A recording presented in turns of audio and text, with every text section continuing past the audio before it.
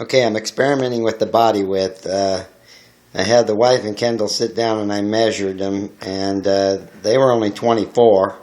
And then I sat there with my wife and measured us, and we were 27 wide. So I think I'm going to land on about 26 inches or so. Here was 28, this line is 26, and this one's 25. So I've drawn this, followed the same contour. And right now the body is at 26, but that makes the radiator in the front of the frame 10 inches. So I got to work on this some more. Maybe I'll just go from here to 14 or so. I don't want that frame to be too narrow. So okay, keep working on it. As I refine the shape, to make it the size of a Cyclekart, the dimensions are slowly changing here. So right now the nose is 12. I got another inch here, so there's 7, and 27 here.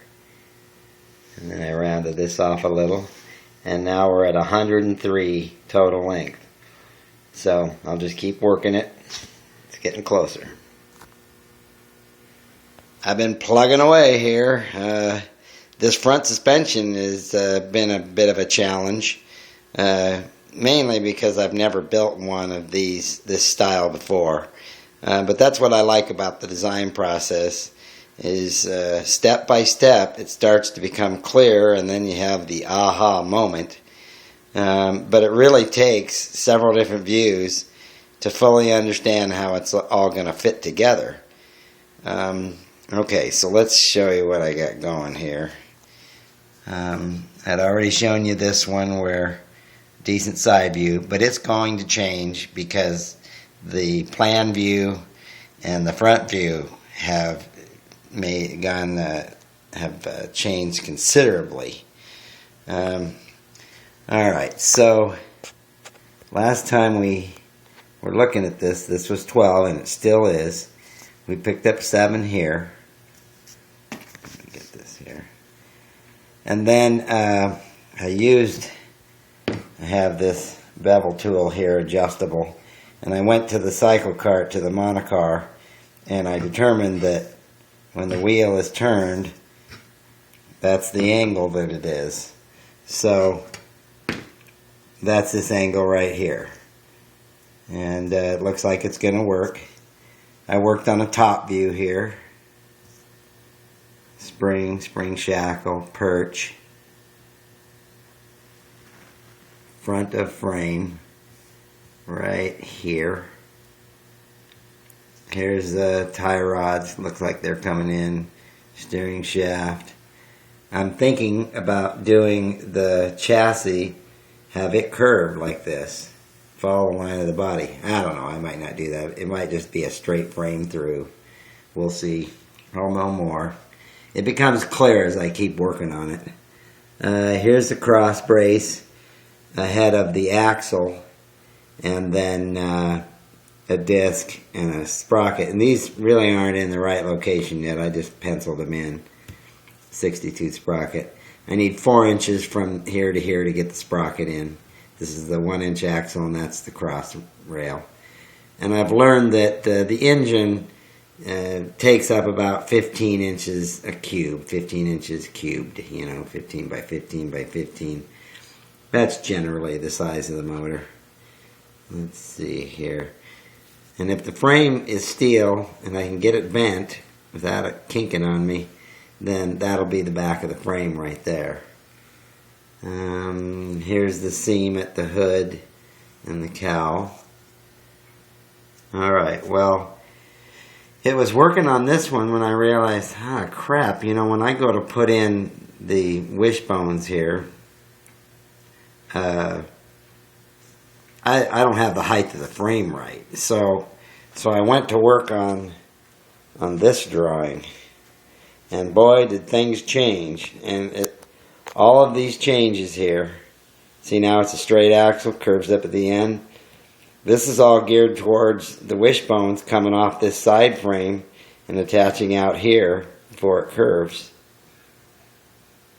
So it actually worked out pretty good, because then I could lower the spring down. Here's a cross member that holds the spring perch. Here's the 1x1 vertical supports that go all the way up. Here's the 12-inch radiator, and that actually looks okay in scale, I think. So it's a 275 tire. I drew in the spindle bracket, a 3/4 axle, tie rod, approximate location. Here's the spring perch, and I added some little gussets here. And I put some bolts in there in the rubber block. So here's the frame at the front, 2 inches. Spring shackle, 3/4 axle. Spindle bracket. And this will be like a 1x2 cross rail here welded in. So it's taken on the shape more like a straight axle now. It's it's only 7.5, so that's still lower than 11. So, you know, I'm happy with that. I guess so. It's really a combination of the side view, a front view, a top view, and you figure out as much as you can, and then when you do it, draw it out full size, that's when you really get down to the nitty-gritty. That's when you would find the exact placement of all this when you're drawing this full size on a piece of particle board. And then, see, I need to do a better side view showing the wishbones, and you'll notice they aren't here yet, but I'm assuming they're going to go right there and right here. I didn't draw them in yet. So, yeah, this is starting to come together. Starting to look more like a normal front suspension. I'm not particularly wild about this. That's a tight bend there. I don't know that I can get it bent that tight. I'm pretty sure I can't. You know, I've already tried to have one bent that tight. So I've got to figure this out. But, you know, I'm getting closer to what it might actually be. And the scale is coming together and details. So, alright. I'll keep working on it. I'd like to get this front axle to be as close to the original axle as I can. So I forgot that I had this view, and I like that axle, so I blew this up with the copy machine so it would fit this 3-inch to the foot drawing.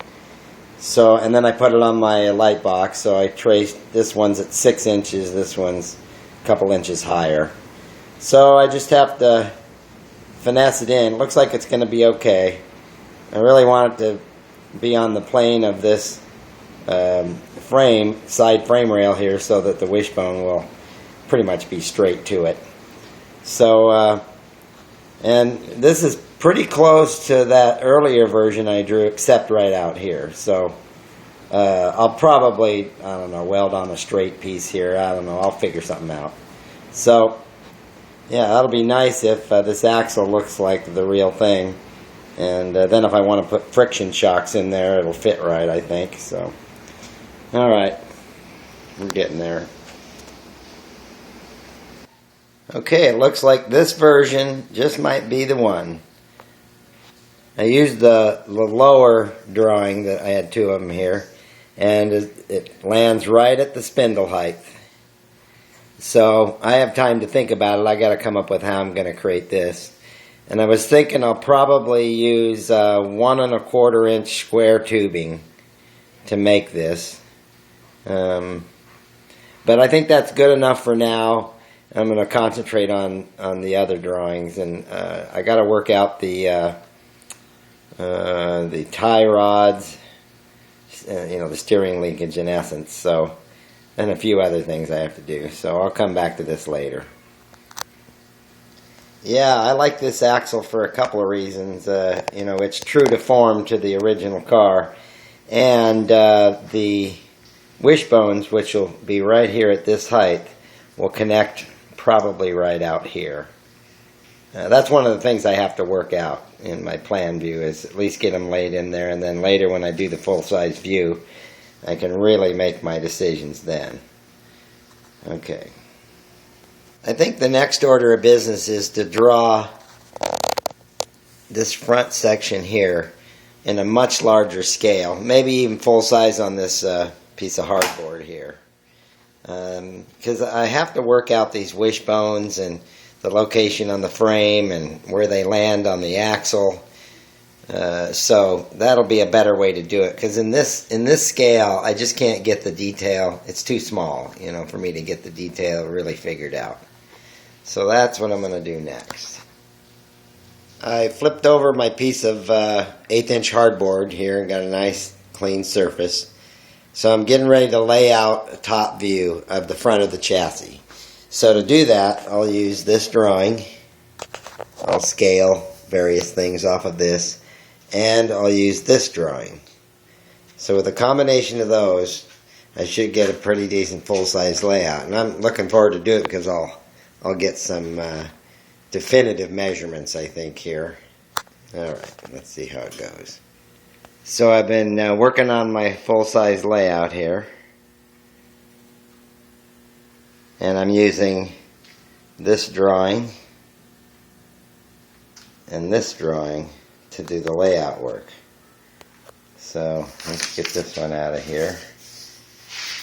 So if I put this plan view here, if I line up, here's the radiator, here's the front. So if I slide those together, you can see that this angle here is in essence the same as this angle. This is the line of the body. Let me get this out of the way here.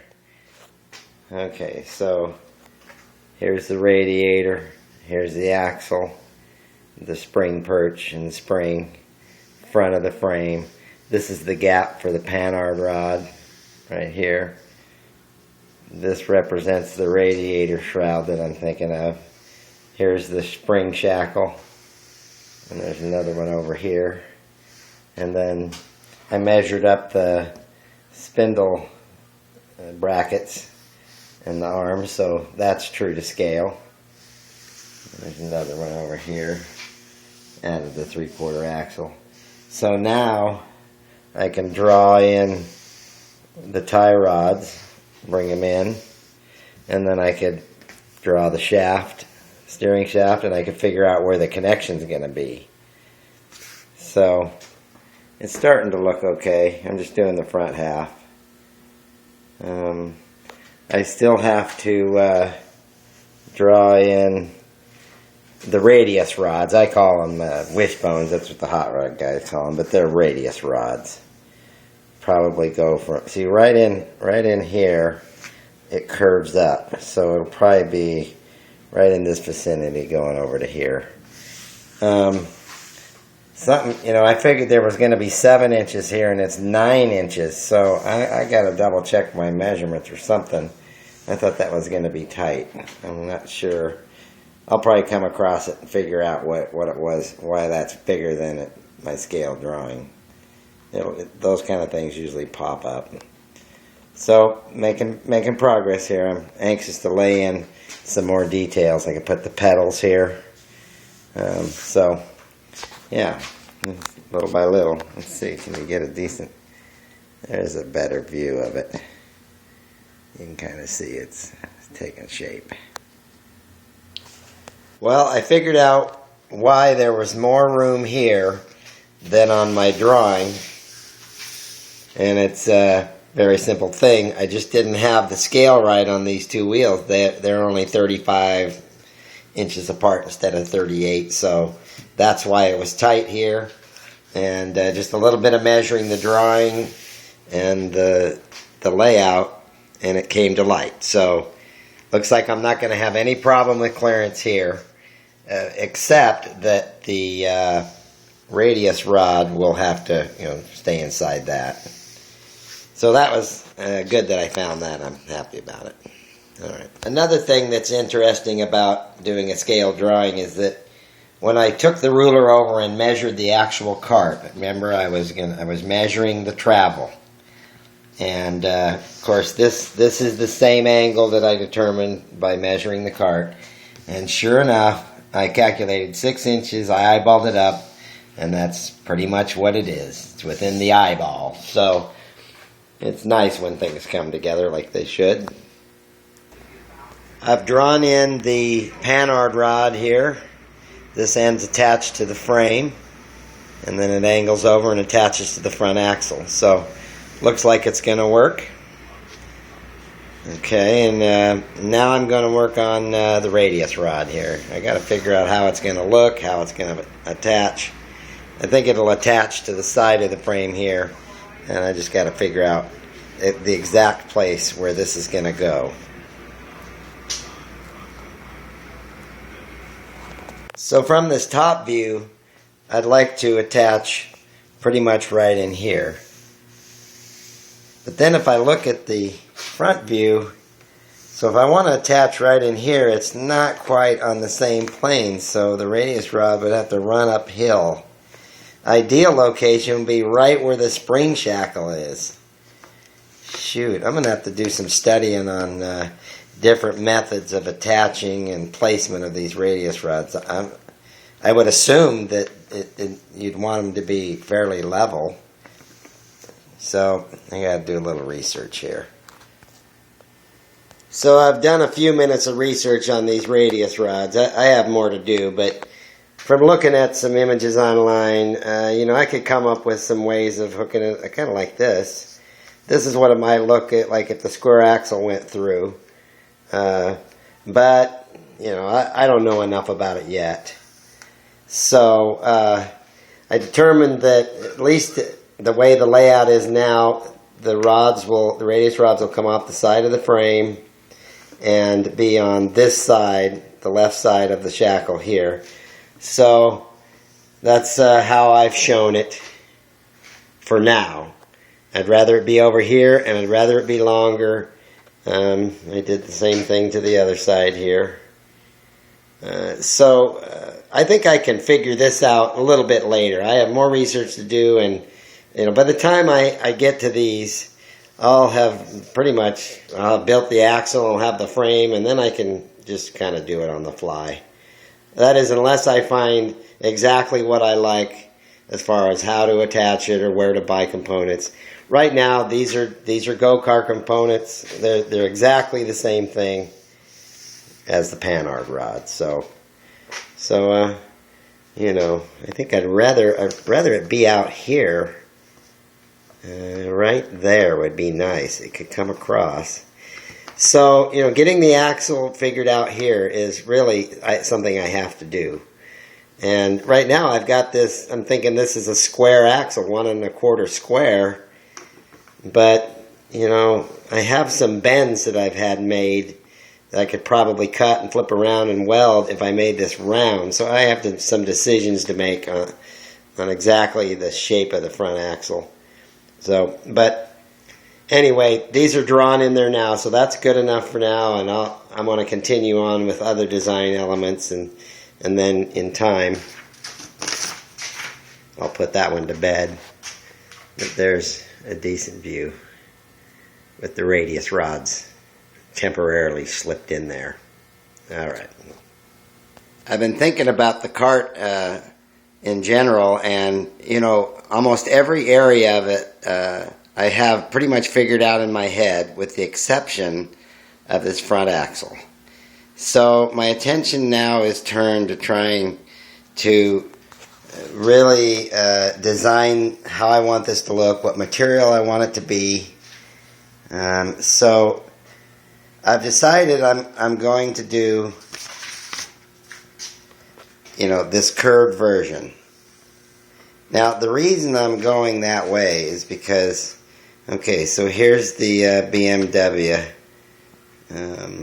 Roadster, and if you look real careful, there's a curved axle, and it's hard to see here, the light, but it curves up right there, makes a little curve. So I'm going to use this. I have several pictures of this particular car, and it's going to be the one I refer to probably more than any. This looks like it's in some BMW museum. So this is the 33 Austin one, and it's, you know, close enough for me. So now I'm deciding, how am I going to make this axle, make it look reasonably, you know, like this one. You know, the original car, I just bet money that's a drop forged axle. And it's got these little indentations in it. And I assume these round things are attachment points for the radius rods, or see how they create the spring shackle. So, you know, using this as a guide, I want to create a front axle that kind of has the appearance of this, but out of whatever I can figure out to use. So then I thought, okay, you know, how these have these little round, you know, areas here. So I thought, okay, let's say I use some square tubing, and then this would be, let's see, here's a better view. So anyway, this was my first original sketch, this right here, thinking, oh wow, you know, maybe I could do this. So I took this drawing, which is 3 inches to the foot. I blew that up a while back. And I put it on the light box, and I traced it. So this is true to scale with respect to the arc and these locations of these round dowels, steel dowels, I guess. I don't know exactly what they are on the real car. But my thinking is that at the transition here, there'd be some round bar stock, square tube. That'll all be welded up. That could potentially be an attachment point where I could drill and tap for a stud of something or whatever, weld to it. And I thought it might look nice if this is like a side view looking through this, and the bar stock would protrude maybe an 1/8 inch out. And it's just an architectural element, actually. And there's the square tube. But that bar stock would be here, here, here, and here. So I'm going to continue working this. I'm, you know, going to do as good a drawing as I can, as, you know, as large as I can. I got a few things to figure out. Right now, I'm thinking that this is 1 1/4 square. I've seen front axles made of 1 inch square, I think it was, that have been successful. So that's the direction I'm heading here, and I'm going to work on it a little bit. And you know, if this was square stock, I might be able to have the guy that does my bending take a longer piece of steel and put a few bends in it and see if I can get one sharp enough. I don't know, we'll see. That's the trickiest part right there. I could put another round one of these dowels up here for that transition. That'd probably look alright. What would really be nice is if I could have a spring made exactly to the length and height I wanted. So then the radius rods could be, you know, because they're fairly wide on the real car. They're clear out here by the end of the axle. So that's what I'd really like to do. Well, anyway, that's the concept. I'm going to start playing with it. I'm trying to get it to look like this. Swoop down, come back up. Alright, we'll see how it turns out. I did a little bit of work on this drawing. This is 5.5 inches right here. And then I shortened these spring shackles, probably closer to what they'd really be, which dropped the whole perch and everything down. You can see it was up here. So that's a little lower now, which is good. Then I worked on this drawing a little bit, and then you can kind of see in the ISO perspective here how it might look as a square tube shaped. To create this, I could, you know, this would probably be 1 1/4 or 1.5 square medium or thick wall tube. And I could buy some steel that's the same thickness wall as this tubing, and I could bandsaw these shapes, weld them all together. You know, I could create that. I'd probably have a buddy of mine TIG weld all of this, whatever I have done, so that, because my welding, I could probably do it, but I MIG it, and it'd slag it up pretty good, probably. and I want good penetration.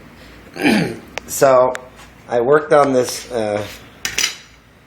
full-size version here a little bit. So what I did is I superimposed 1.5" tubing, and you can see the difference. This is 1.25" square, medium wall, and this is 1.5". This is at 11 inches. That's out at the spindle. Here's the height of the axle right at the spring shackles. I didn't draw them in, but they're right there. So the spring's right there. And then here it is at the height at the center of the body.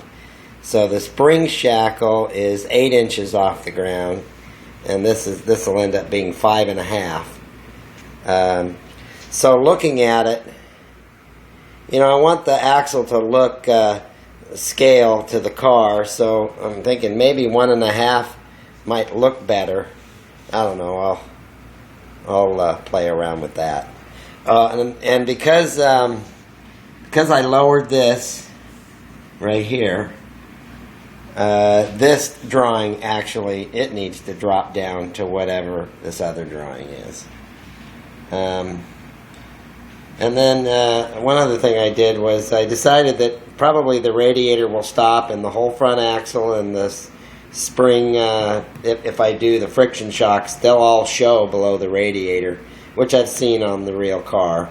On the Beamer, I think they have a panel down here, just a thin panel that covers like a license plate.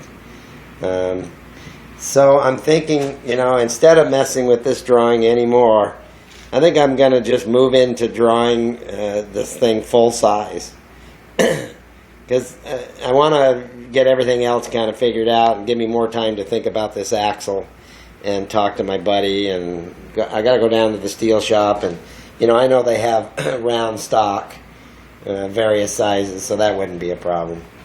So I think next I already have a piece of 1/8" hardboard. You know, this is a smaller piece. I've got one that's 36 by 96. So I'm going to set that up and start drawing a side view and a top view. So that's my next goal. When I built old number 27, by the time I was done, I had stacks of paper and photographs and drawings. So I piled them all up in a cabinet. Well, tonight I was looking for a piece of clean ledger paper, and I came across my original drawings and information on old 27. I hadn't seen this in a couple of years, so I'll just show you real quick. This is the inspiration car that I used, and this is where I blew up the photo and scaled it. And then out of that came this drawing, and you know, the nose is really long, and this was really narrow. So then it came down to these two versions right here. See, this one slopes up a little bit more than this one that's straight. And it's funny, I ended up putting the exhaust on the other side. That's funny. Well, anyway, I built this version here. And but it kind of came from that and that. And then I did here's a pencil drawing of the chassis. So that's pretty much how it was built. And then I did a drawing of a front and rear view. And that's pretty much how it turned out also. Then when I was going to build the wooden body, I did a couple of sketches. And then kind of did this ISO of how I thought I might do the ribs out of wood. And then I drew one, you know, an elevation side view and a plan view, and I built off of this. And then all the ribs, I kind of sketched them out and you know, gave them dimensions, and then I cut blanks, and I used the bandsaw and a jigsaw to cut them all out. So let's see, was there another one here? Here was one other one, a nice clean side view of just the wooden body and the frame. So I'd forgotten about these, you know, so that's pretty much the same thing I'm doing on this kart. You know, I went through all this on the monocar.